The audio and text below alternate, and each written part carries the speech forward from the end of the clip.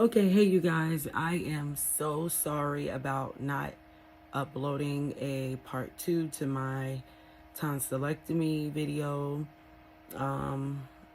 sooner than right now. There was so much that went on. Life happened and I got totally sidetracked. Yeah, so I apologize about that, but I am back with a part 2. So I'm going to make this really quick and as thorough as possible. And if you have any questions, just leave a comment and I'll respond as quick as I possibly can. Okay, so my first video, I apologize about that. I was high, as you guys can probably tell, on pain medication. So there's your answer as to whether or not getting your tonsils removed at almost 30 years old is painful. It is. It was probably, I'm not going to say more painful than natural childbirth, but it's probably a runner-up for me. The worst part of my tonsillectomy was about day 7, 8, when the scabs in the back of my throat started to fall off. I didn't really understand what that meant until I felt it. So when your throat is starting to heal, you'll have like just whiteness in the back of your throat, and those are the scabs. So eventually they start to fall off during the healing process, and they hurt. The best way I can explain it is if you have ever had strep throat, it feels like a burning sensation. It rings in your ears, it burns your ears, and it makes your face hurt. I'm talking like from a 1 through 10, like a 8.5, 9 pain for me. So it was very painful. I was on liquid hydrocodone, so that kind of helped. I kind of weaned myself off and started doing the ibuprofen, which in my opinion worked much better than the hydrocodone, because the hydrocodone did not work as an anti-inflammatory agent. It just stops the pain.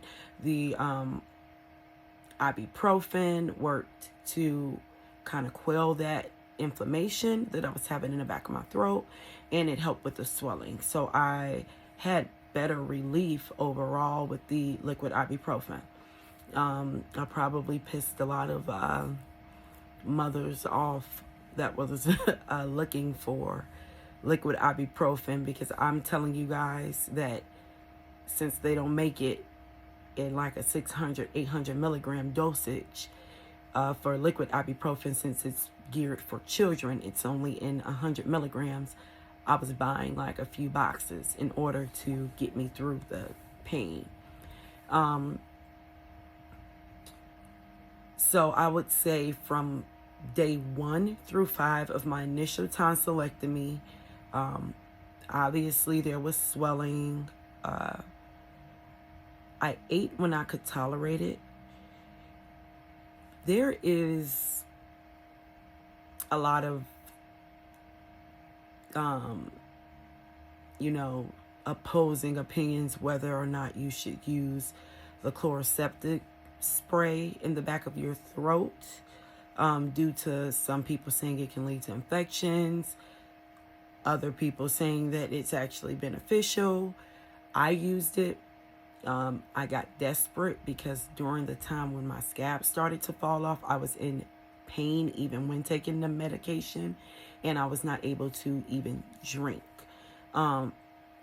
It worked for me just to relieve the edge off, because it felt like someone was stabbing me in my throat. I didn't have any issues. So again, I would use at your own caution, and obviously, consult your primary healthcare provider on their insight. But again, you have to make the best informed decision for you. I hate that this video seems all over the place and scatterbrained, but I'm really just trying to think of anything that may have been something that I would have wanted answered for me. And I am just thinking of everything that would possibly come up. So we talked about the scabs, the chloroceptive, the fact that ibuprofen, in my opinion, worked better than the hydrocodone. For me, I feel like I was completely healed in about 2.5 months. 3 months is when I no longer felt any type of throat pain or irritation. So kind of a long recovery depending on how you look at it. I would recommend getting freeze pops. I'm